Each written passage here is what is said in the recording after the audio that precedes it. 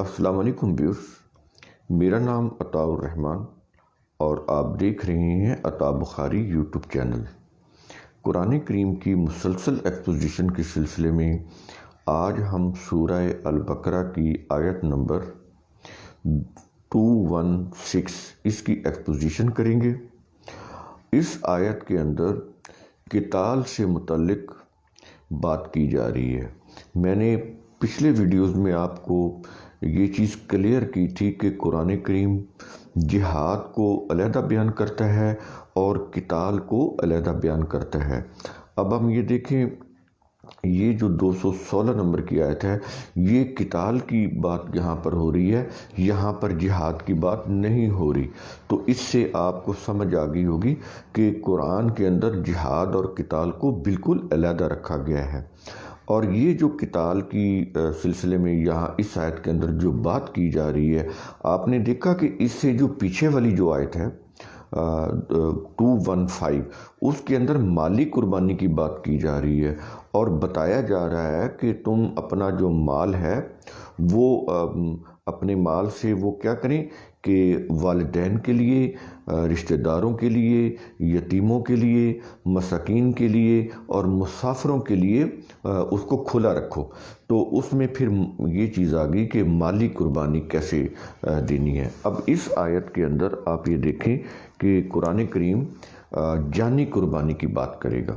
ظاہر ہے جب دین کا نظام جب قائم کیا جائے گا کسی بھی اسٹیٹ کے اندر، تو اس میں مالی قربانی کے بعد پھر جانی قربانی بھی دی جا سکتی ہے۔ اور اس کی بھی ہم نے وجہ بتائی تھی۔ وہ کیا تھی؟ وہ یہ بتائی تھی کہ گروہی مفاد جو ہوتے ہیں وہ آڑے آتے ہیں، کیونکہ دین جو ہے یہ یونیورسل مفاد کی بات کرتا ہے جس میں تمام انسانیت کا فائدہ ہو۔ تو ہوتا یہ ہے کہ انسان جو ہیں وہ اپنے پرسنل انٹرسٹ کو پریفر کرتے ہیں، اس کے لیے وہ جائز ناجائز ذرائع اختیار کرتے ہیں اور اتنی قوت، یعنی مال و دولت اور اقتدار سے اتنی قوت حاصل کر لیتے ہیں کہ وہ پھر جو عالمگیر جو نظام ہے وہ قائم نہیں ہونے دیتے۔ دین جو ہے وہ عالمگیر نظام کو قائم کرتا ہے۔ تو اس آیت کے اندر یہ چیز آ رہی ہے کہ جب تم عالمگیر انسانیت کی لیے کام کرو گے، دین کو نافذ کرو گے، تو پھر یہ جو سیاسی اور مذہبی جو گروہ ہیں جو بڑے طاقت حاصل کر چکے ہوتے ہیں، جن کے پاس مال و دولت اور اقتدار ہوتا ہے، ان سے پھر ٹکراؤ ہو سکتا ہے۔ اس آیت کے اندر یہ چیز آ رہی ہے کہ اس ٹکراؤ کو سامنے رکھ کے اب یہ ضرورت پڑ سکتی ہے جانی قربانی کی، پیچھے مالی قربانی کی بات ہو رہی ہے۔ تو اس لیے وہ اس آیت کے اندر کہا جا رہا ہے۔ اب بات شروع ہو رہی ہے قتال سے متعلق۔ کہتا ہے کہ کتب علیکم قتال، کتب علیکم القتال، کہ تمہارے اوپر جو قتال ہے وہ لکھ دیا گیا ہے۔ اس کو جو لکھ دیا گیا ہے یا قانون بنا دیا گیا ہے یا یوں کہہ لیں فرض کر دیا گیا ہے یا لازم کر دیا گیا ہے، تو لفظی معنی تو اس کے یہ ہوں گے لکھ دیا۔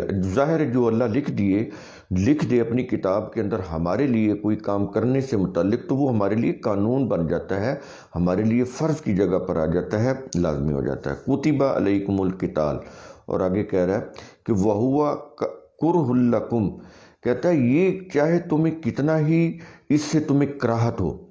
کرہ لکم کا مطلب کیا ہے؟ کتنی ہی تمہیں کراہت ہو یا ناپسند ہو، اس کے معنی یہ ہوتا ہے کہ وہ تمہیں ناپسند ہو کتنا ہی، لیکن وہ یہ کہتا ہے کہ تم جذبات کی روح سے سوچتے ہو، ہم قانون دے رہے ہیں تمہیں۔ تو یہ جو قانون ہے وہ اس لیے ہے کہ تاکہ تم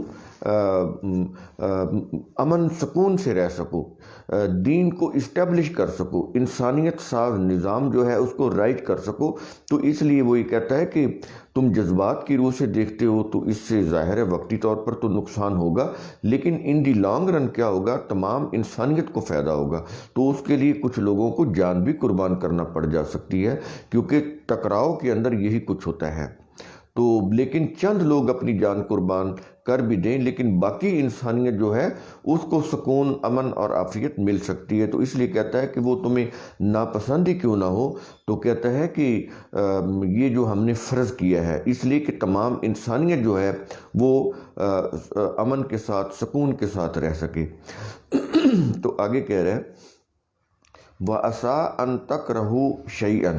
اب اس چیز کو سمجھانے کے لیے قرآن کریم کچھ چیزوں کو فرض کر کے بات بتا رہا ہے، سمجھا رہا ہے۔ کہتا ہے کہ ممکن ہے کہ تم کسی چیز کو ناپسند کرو، تکرہو، کراہت کرو، وَهُوَ خَيْرٌ لَكُمْ، لیکن وہ تمہارے لیے خیر ہو۔ اب یہ دیکھیں قرآن کریم کس طرح سے یہ بات کو سمجھا رہا ہے، اس قتال کے قانون کو۔ ظاہر ہے جب قتال کرنا پڑے تو یہ بڑا مشکل کام ہے۔ اب قرآن یہ کہہ رہا ہے کہ تم جذبات کی روح سے سوچتے ہو نا، تو اس میں تو واقعی وقتی طور پر نقصان ہو رہا ہوتا ہے۔ تو کہتا ہے کہ یہ دیکھو کہ ہم جو کہہ رہے ہیں وہ بڑا ایک قانونی سطح کے اوپر بات کر رہے ہیں، اور اس قانون کی بنیاد کیا ہے؟ تمام انسانیت کی فلاح، تمام انسانیت کا فائدہ۔ تو وہ یہ کہہ رہا ہے کہ اس قانون کے لیے، اس کو نافذ کرنے کے لیے، اس کو تمہیں سمجھانے کے لیے کہہ رہا ہوں کہ کوئی چیز ہو سکتا ہے تمہیں بری لگ رہی ہو، لیکن حقیقت میں وہ تمہارے لیے خیر ہو۔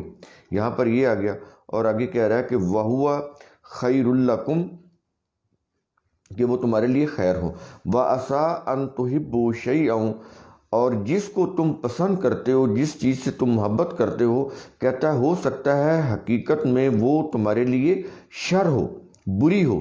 اب یہ دو مثالوں سے قرآن نے سمجھایا ہے کہ یہ جو قتال کا حکم ہے یہ اس کے اندر تمہارے لیے فلاح ہے، خیر ہے۔ تو کہتا ہے کہ اس کو تم سمجھو اس مثال سے کہ کوئی چیزیں تمہارے لیے، تم جس کو خیر سمجھ رہے ہو وہ تمہارے لیے شر ہوں، اور جو کچھ چیزوں کو تم شر سمجھ رہے ہو یا نقصان دہ سمجھ رہے ہو وہ تمہارے لیے خیر ہوں۔ تو کہتا ہے چونکہ تم جذبات سے سوچتے ہو اس لیے ایسا ہو رہا ہے، لیکن ہم جذبات کی روح سے نہیں، حقیقت کی روح سے سوچ رہے ہیں کہ تم وہی کرو جو ہم کہہ رہے ہیں، جس سے تمہارا فائدہ ہے۔ تو یہ چیز سمجھ آئی کہ یہ چیز قرآن کریم کیوں کہہ رہا ہے اس کو۔